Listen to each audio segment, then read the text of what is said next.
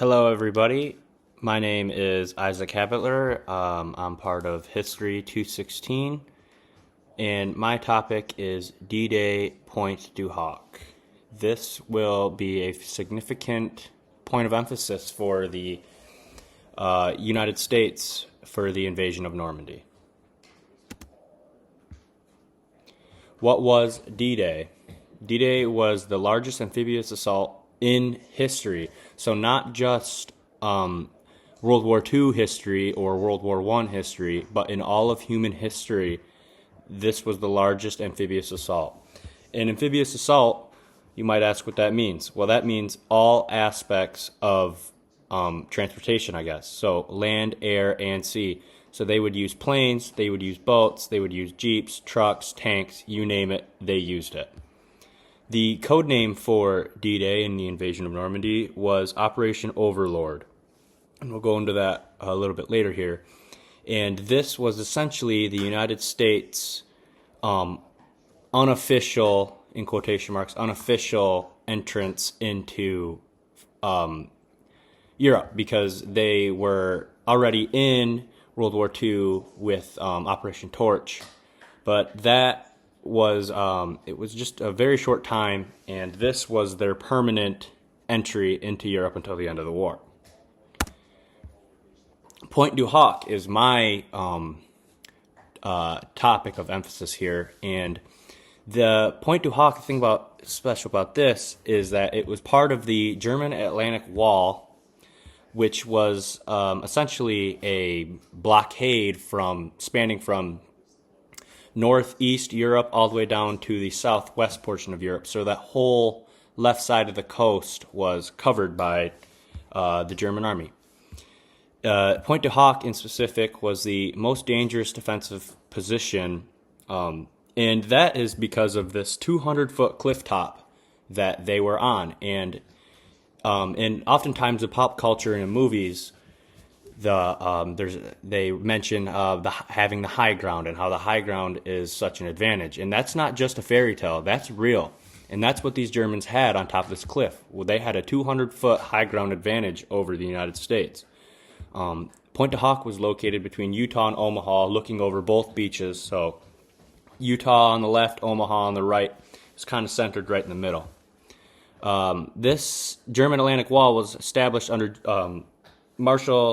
Field Marshal Erwin Rommel, and he was essentially Hitler's successor and yes man.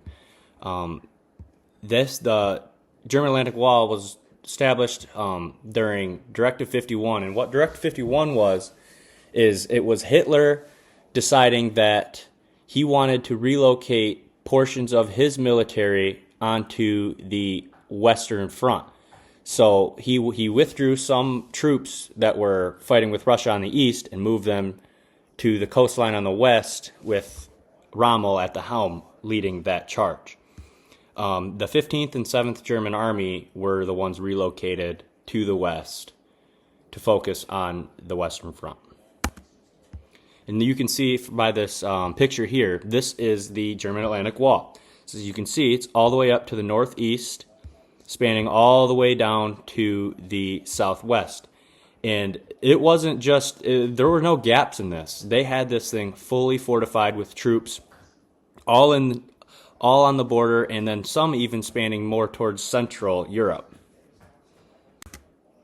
And this is a picture of Pointe du Hoc. And so Utah, is on the left, Omaha is on the right, and this is Pointe du Hoc right here. And we'll go back to this graph a little bit later, or this picture, sorry.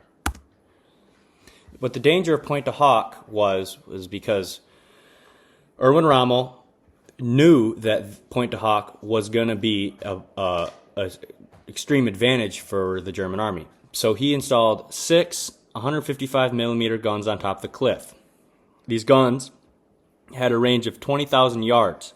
20,000 yards is a lot of football fields.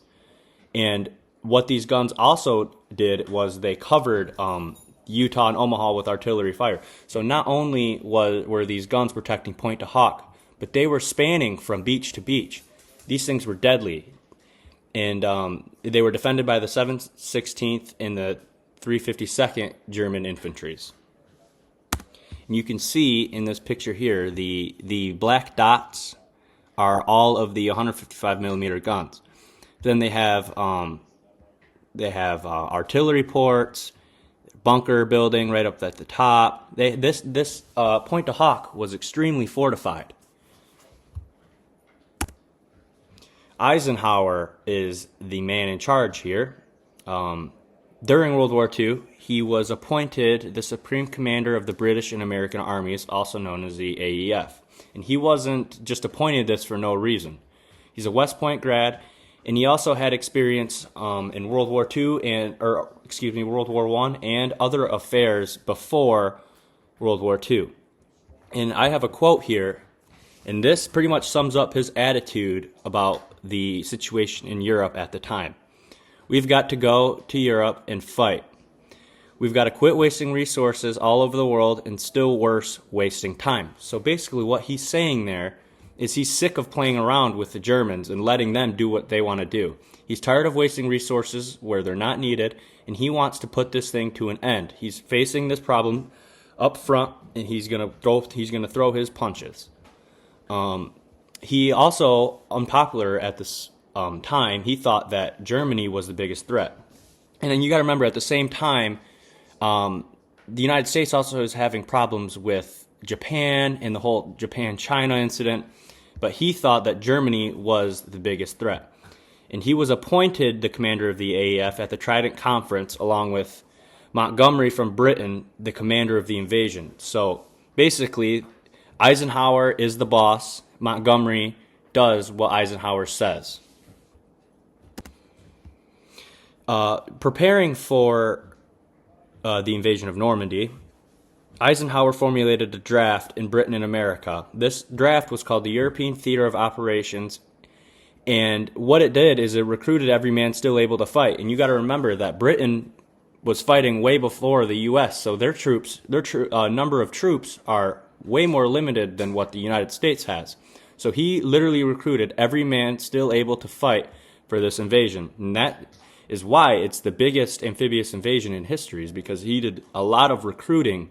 He needed a lot of men for this. And you can see this is when they're heading off to training or other things that they were doing.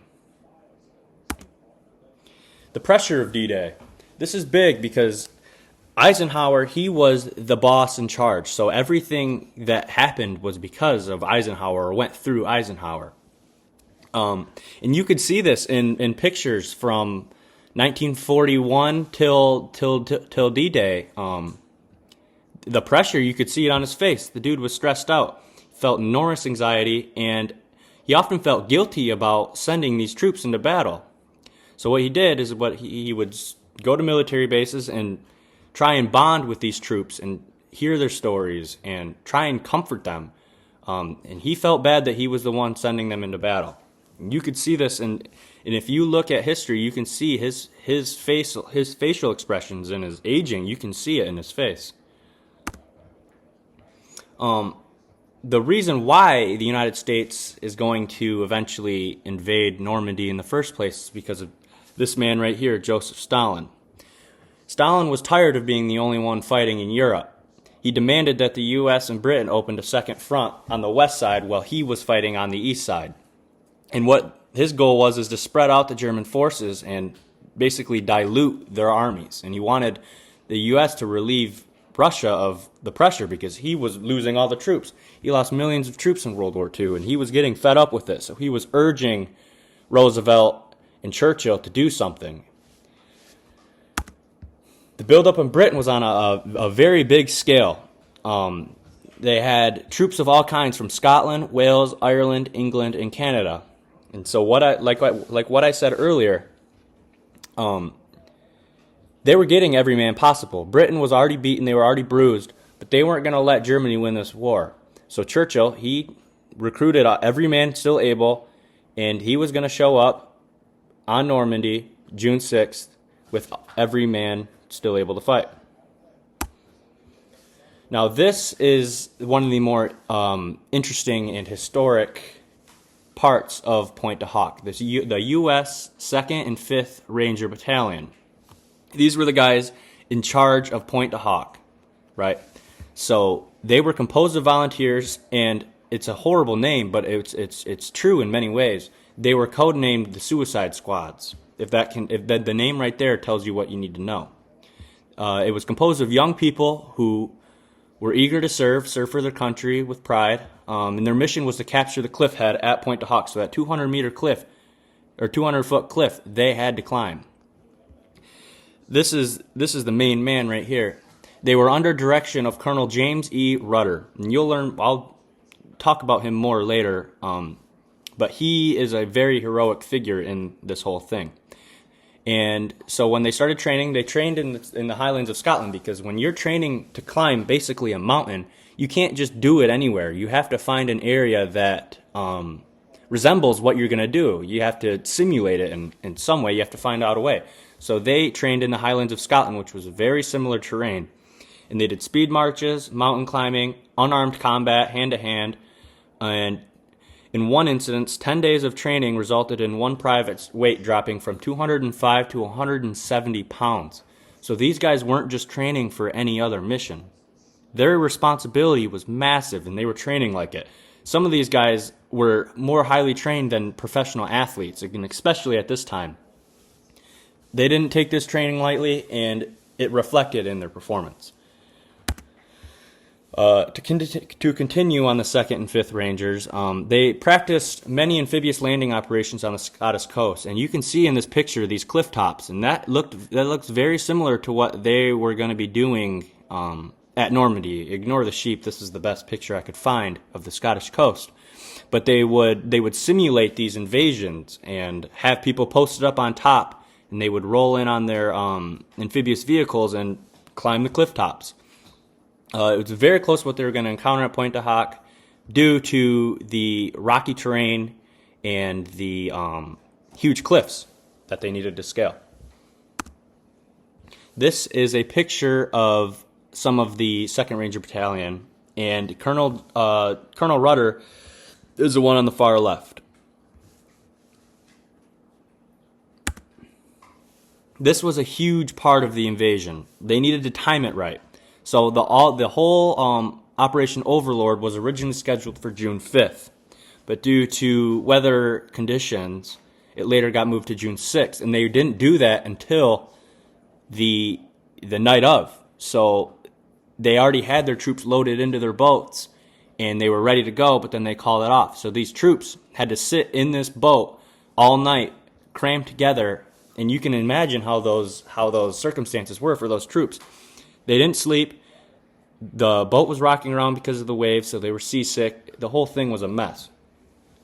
And the Germans did not expect the location to be Normandy. They expected the location to be more north on that German Atlantic Wall, because they didn't think that Normandy was able to be breached, quite frankly. But the U.S. thought that Normandy was best fitted because of the terrain once you get up into Normandy with the roads and all of that. And the conditions for this invasion needed to be just right. They couldn't just show up. They needed everything to go just right. So they needed a full moon due to the tides. So when there's a full moon, the tide acts in a certain way. So they needed the tide to be high because they couldn't just show up with a mile of beach to run through. They're going to get mowed down if they do that. So they needed the tide to be perfect so that they can get off the boat and get up. That's what they wanted to do. And the seas needed to be manageable, because you can't journey on the sea when there's 75-foot waves. That just doesn't happen. And it needed to be before dawn, early in the morning, 5 or 6 in the morning.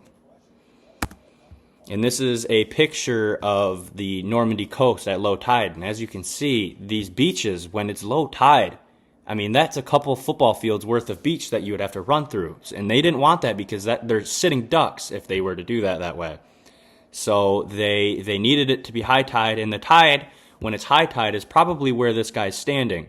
So you can just see how big of a difference that really makes. The amphibious vehicles used, this is a very interesting aspect of Normandy in general. I'm focusing on two that were the most used, you could say, but there were 5 or 6 in total. The first one is the LCA, or also known as the Landing Craft Assault. This was driven by British seamen, made in Britain, built in Britain, and it was based on the simple design of Andrew Higgins and his amphibious vehicle before that. And they basically just modified this simple vehicle with armor and gun walls. And this vehicle is specifically for water, but it can roll up on the beach, kind of, sort of. But it was deployed from bigger crafts, and these held 20 to 22 men each.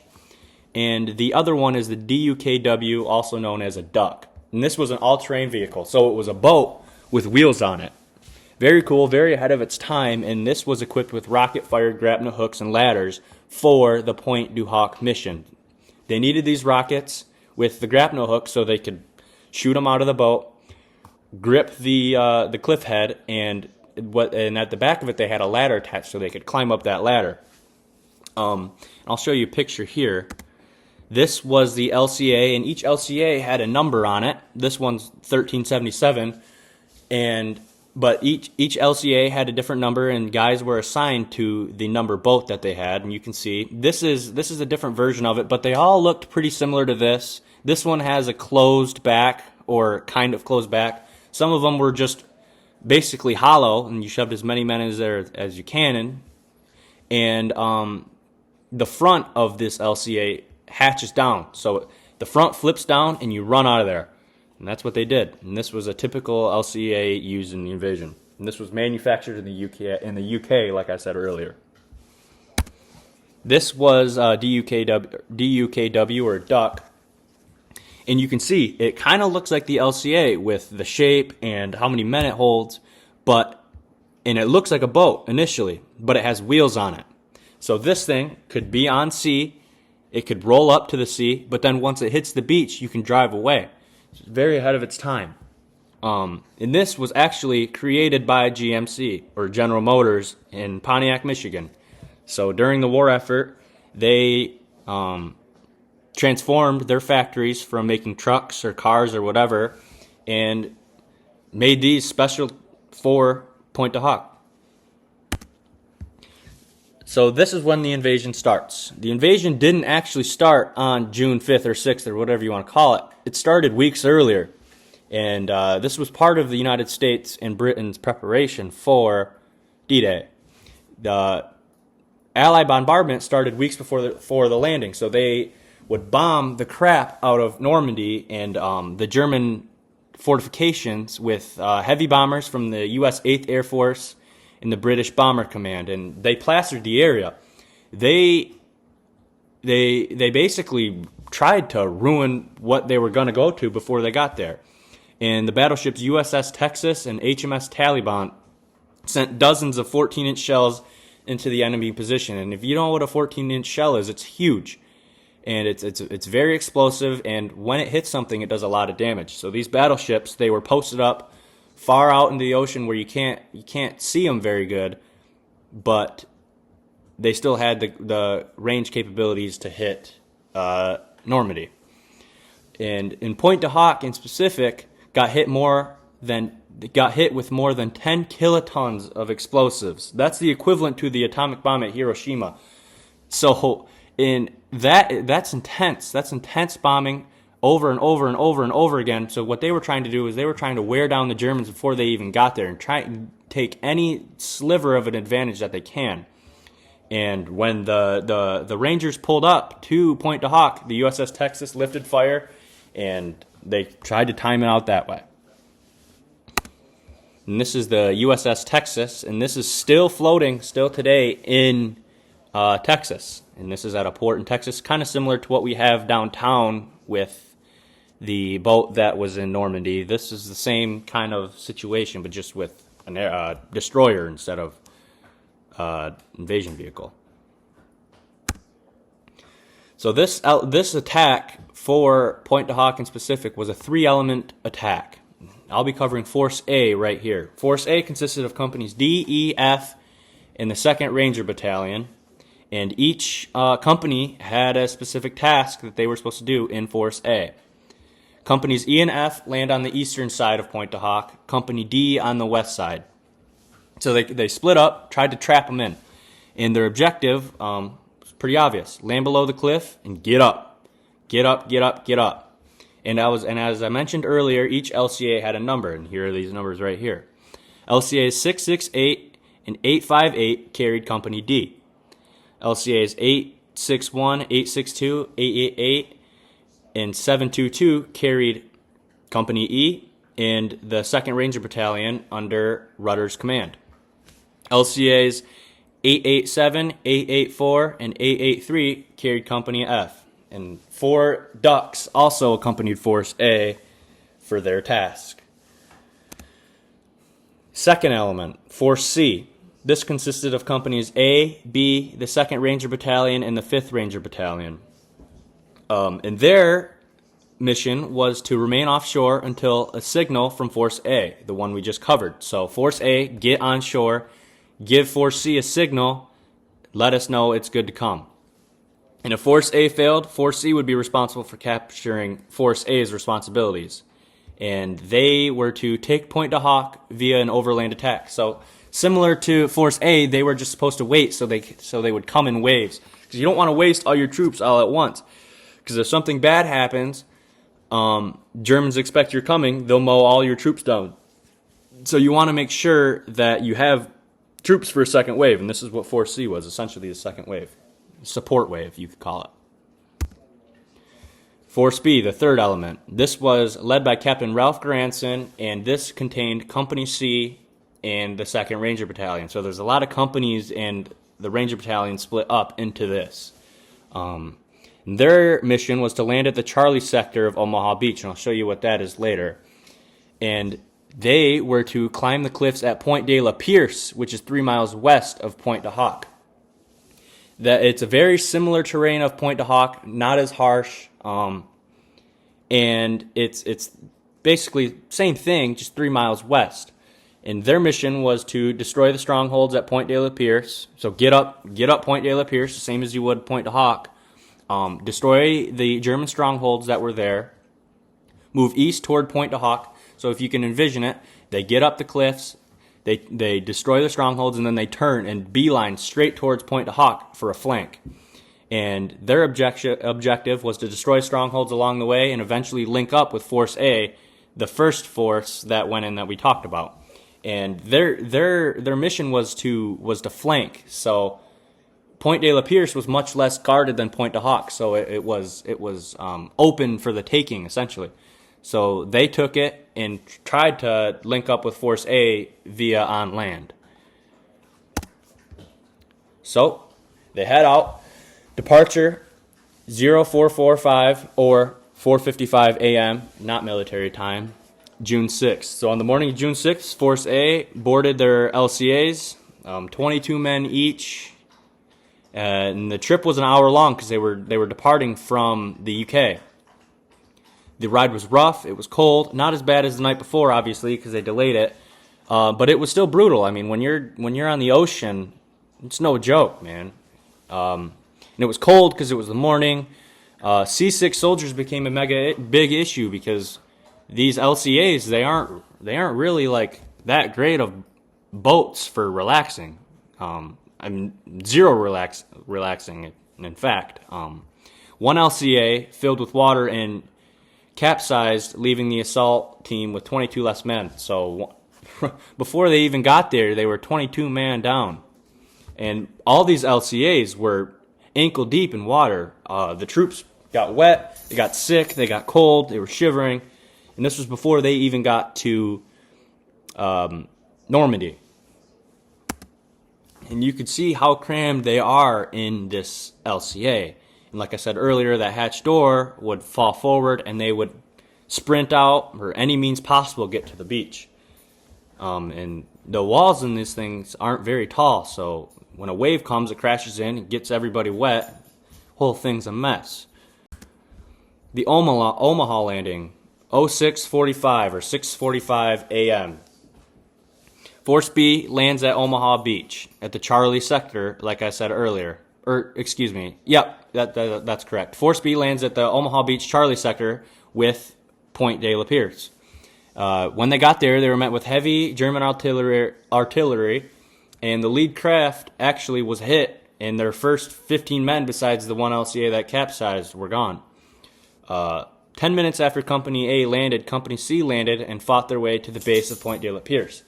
So their timing was pretty good so far, and they were scratching and crawling at the base of Pointe de la Pierce trying to get up.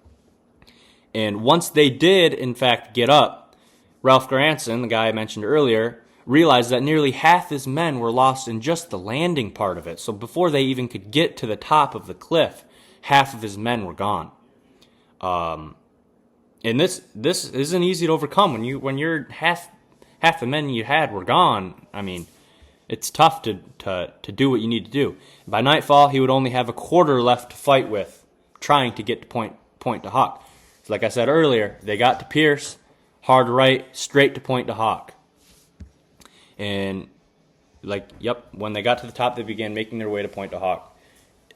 They didn't take any breaks during this either. There was no time to rest because Force A is going to be at Pointe du Hoc any minute. And that's why the Omaha landing came first, because they needed to land before Pointe du Hoc landed so that they could flank and time it to the right moment. The Pointe du Hoc landing, 07:10 or 7:10 a.m. So this is, what is it?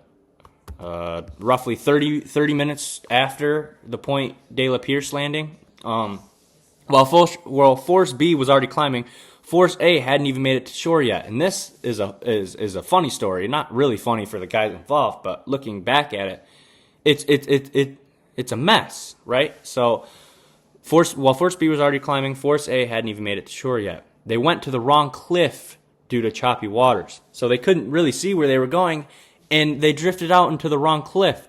They accidentally went to Pointe de la Pierce instead of Pointe du Hoc. What a nightmare! And if you can stand in the Germans' feet, you're looking out into the beach and you see these guys and they don't even know where they're going. They're drifting to Pointe de la Pierce. Then they had to stop, turn around, go to Pointe du Hoc. The whole thing was a mess before they even got to shore. And by the time they got on track, they were 40 minutes behind schedule. And that's not good, because the three-prong attack needed to be timed.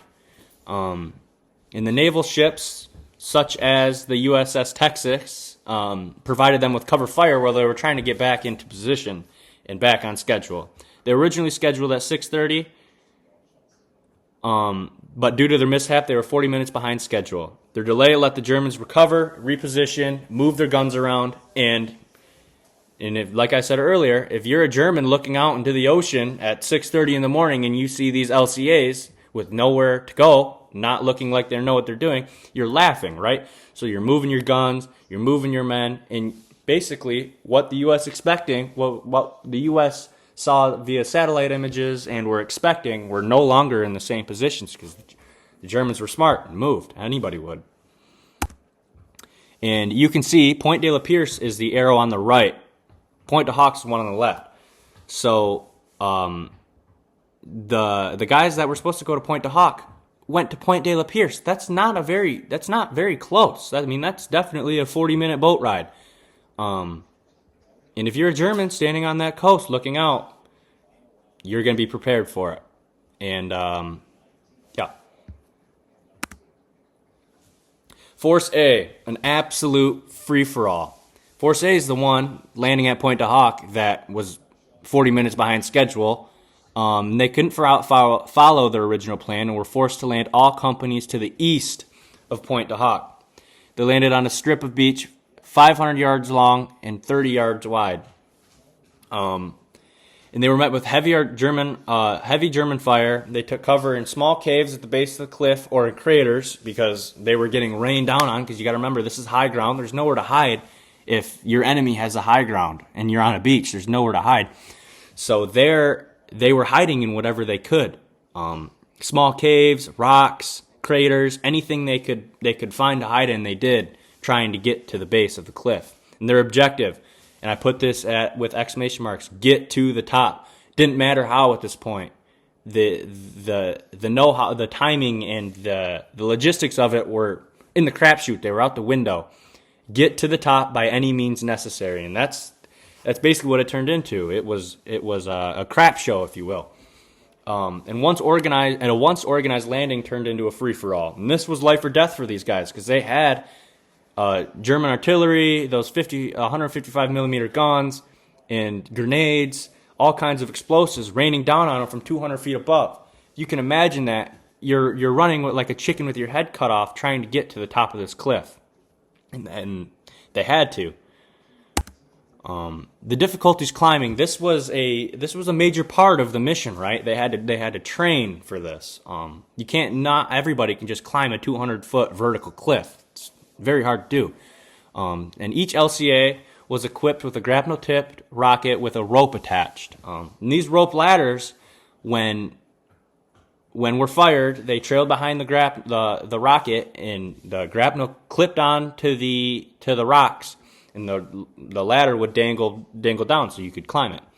And the soldiers carried them on shore and fired them from the beach. So if you can imagine like a rocket launcher that you would hold on your shoulder, it was that, but with a grapnel-tipped spike on the front and a ladder hanging off the back. But during their mishap in the ocean, or just landing in general, the waves of the ocean went over the boats. So it caused everything to be wet, like the ropes, which made them heavier, made them slippery, couldn't be fired very well by the rockets. And the ladder-equipped DUKWs couldn't maneuver across the cratered beach. So those DUKWs with the wheels, they couldn't even get to the beach. So they scrapped those. They left them out. They said, screw this, we're not using those.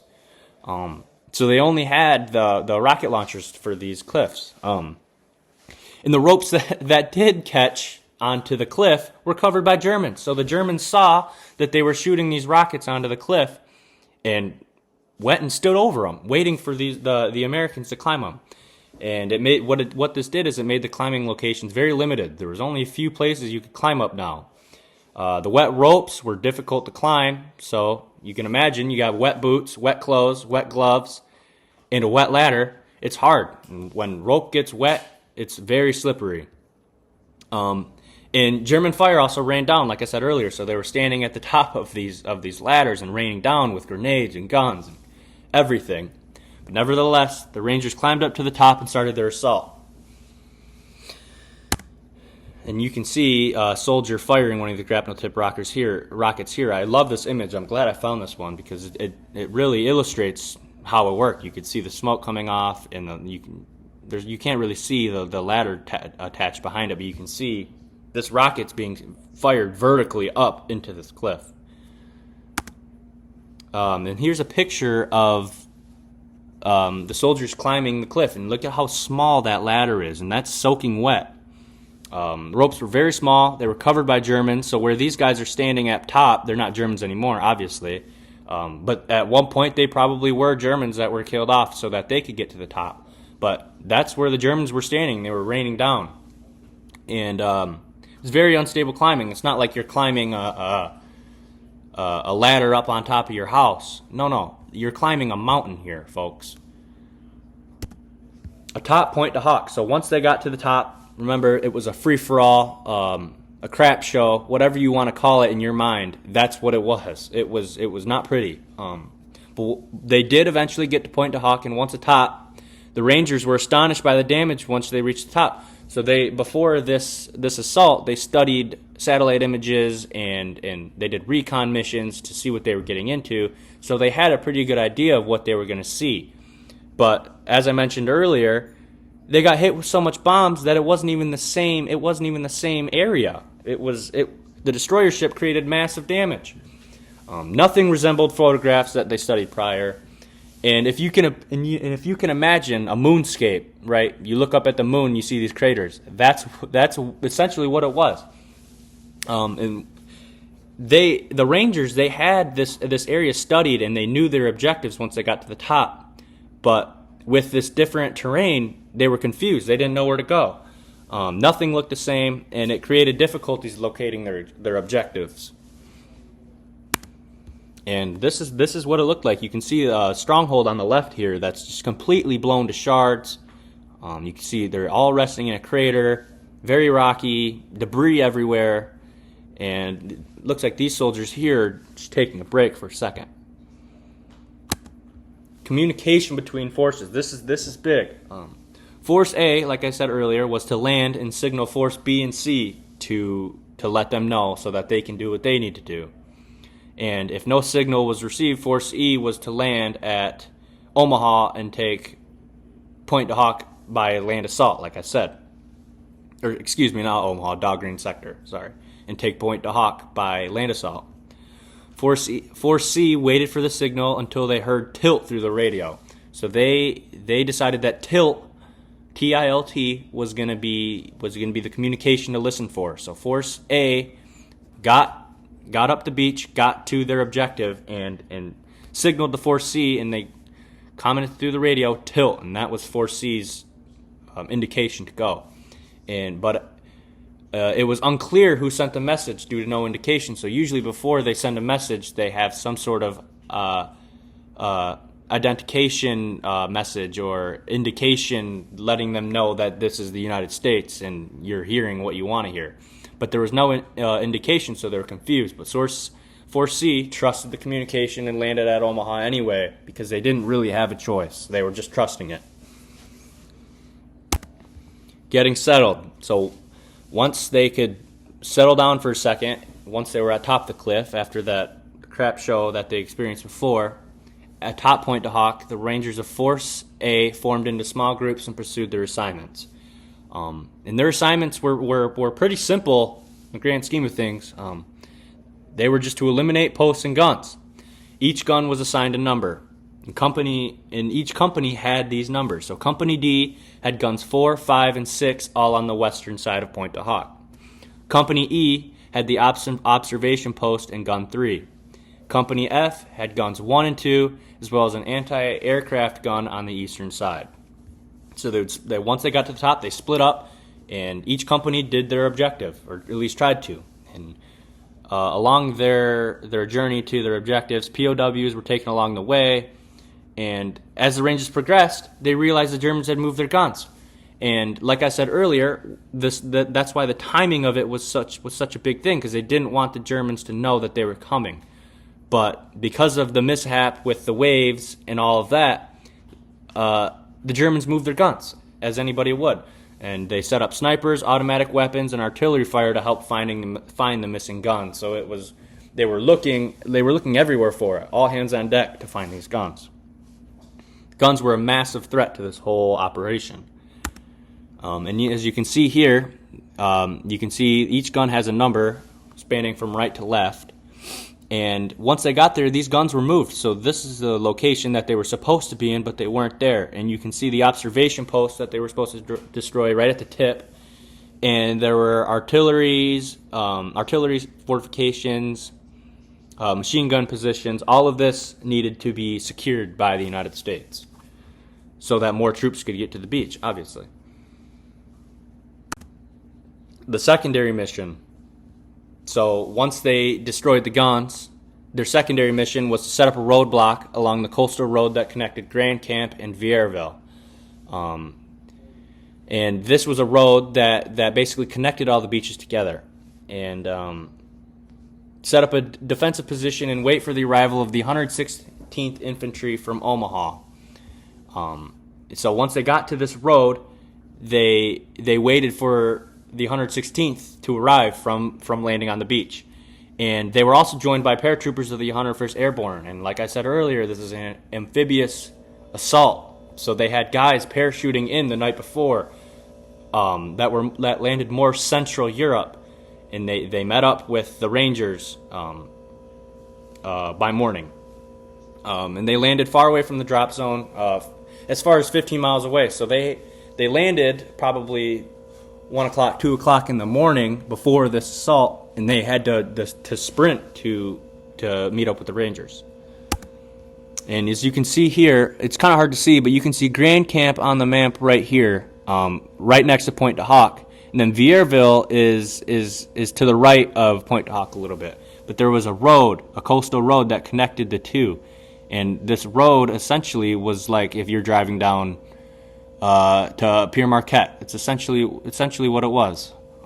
And it connected all the beaches together. Obviously a lot larger scale, but just to get a picture in your mind, that's kind of how it was. And they were to set up a roadblock and secure that road. Two-man patrol. This is a very, very cool story about these two men.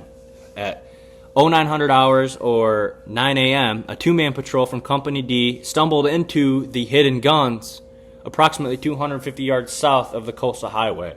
And these men's names were Leonard Lommel and Jack E. Kuhn. And you can see in this picture here, this is them right there, sitting on top of one of the 155 millimeter guns. This was huge because they were looking for them. And they needed to destroy these before they could continue, because these guns were a huge threat. And they also assisted in finding 5 of the 6 other missing 155 millimeter guns. But the 6th gun was never found, so they only got 5 out of 6, which is still, it's passing grade. And with Kuhn covering, Lommel would destroy the guns. And you can see here, this is them, Jack and Leonard, sitting on top of the gun. And if it wasn't for them, they wouldn't have been able to complete their mission, because this was the main part, was to get rid of these guns.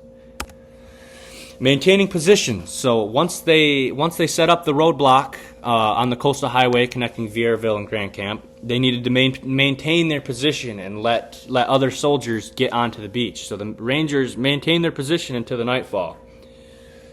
They were essentially sitting ducks when they were doing this. So they endured German snipers, artillery fire, and counterattacks. And at 2100 hours, or 9 p.m., so not 9 a.m., 9 p.m., so this is the night now, the Rangers received reinforcements from the 1st Platoon, Company A, and the 5th Ranger Battalion. So these are guys that are just getting to the beach, or guys that are coming from Pointe de la Pierce, just reinforcements in general, and that's what they got. But during the night, the Germans launched a series of 3 counterattacks, and these counterattacks were devastating. It was essentially the Germans' last push at trying to take Normandy back. The final attack was on June 7th that drove the Rangers back, and this was the deadliest out of them all. Several men were killed or captured. Others hid in ditches, in bushes and plants, anything they could find, trying to hide, because they've been sitting there for a day now. I'm sure their reinforcements were low, their supplies were low. And they were battle wounded, right?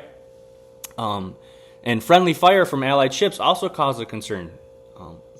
The destroyers that were in the ocean still were bombing, and in that they were getting a little bit too close to the Rangers. And by morning, less than 100 men were capable of fighting. Supplies were low, but in the end, to their relief, reinforcements arrived, allowing them to advance and complete their mission. And you can see this is them maintaining position. I'm sure this isn't probably the exact time, but this is what it would look like, kind of. They were sitting ducks waiting for reinforcement. And this is all they could do. They could sit there. They could clean their weapons. They could do whatever. Just maintain your position. United States casualties.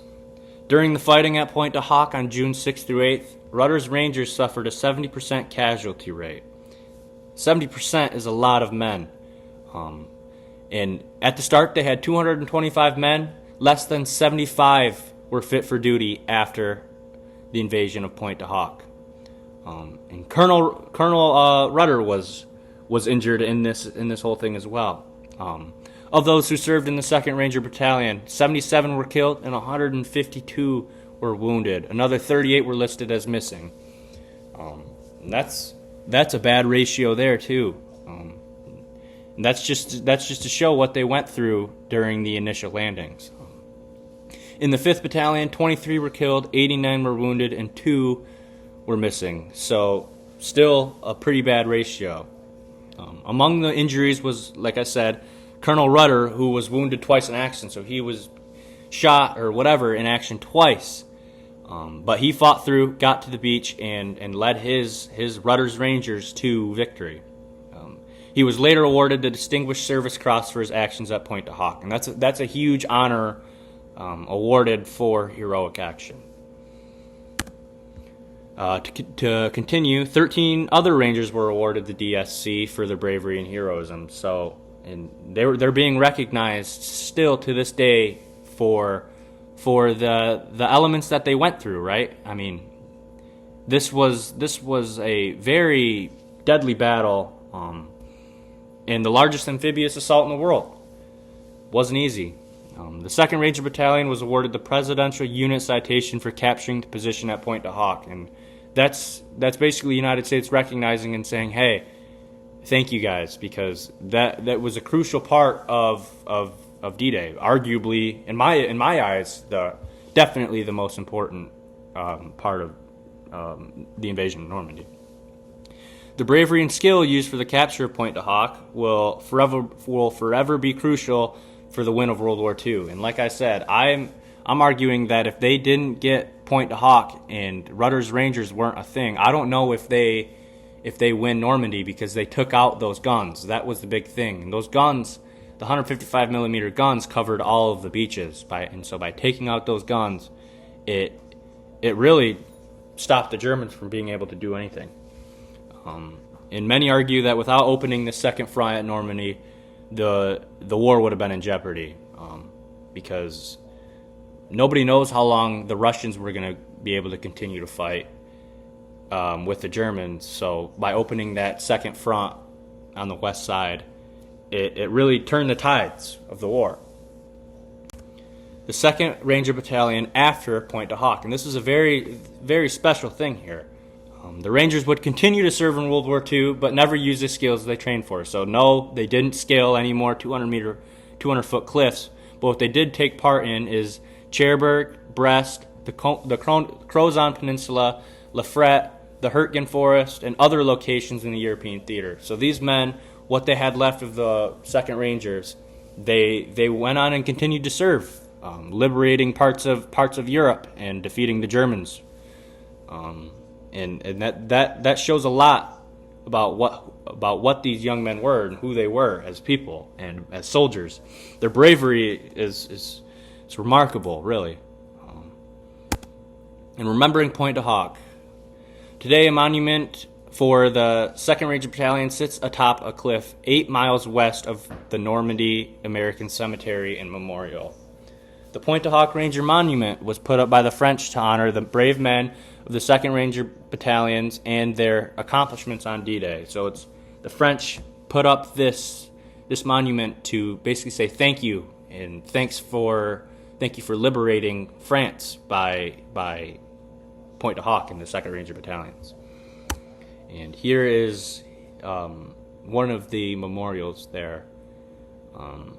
Who under the command of Colonel James E. Rudder of the last American Division attacked and took possession of Pointe du Hoc. That's a very special thing right there.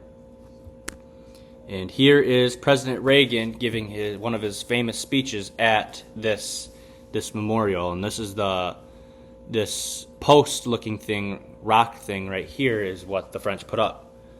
And these brave men are still being talked about today and are continuing to be remembered by everyone who studies World War II, or anyone in general, really. And thank you for listening. Here are my works cited. This first page was mainly of the information I got. This first citation right here was extremely helpful. Gave the story of Pointe du Hoc in timeline order. And these are the 2 books I used by Stephen Ambrose, both suggested to me by Professor Magnates. Very good reads. I learned a lot. This first one, I learned a lot of Eisenhower and his role. It really took a deep dive into Eisenhower and how he went about what he did. The Victors is another great one. Eisenhower and his boys. It's a great book. here is where I mainly got all of my pictures from. Some of these I only got 1 or 2 pictures from, but the last one right here, Getty Images, was an extremely helpful source in finding accurate historical pictures for Pointe Hawk. I got, I'd say, 6 or 7 great pictures from Getty Images right here. So thank you for watching, and yeah, thank you so much.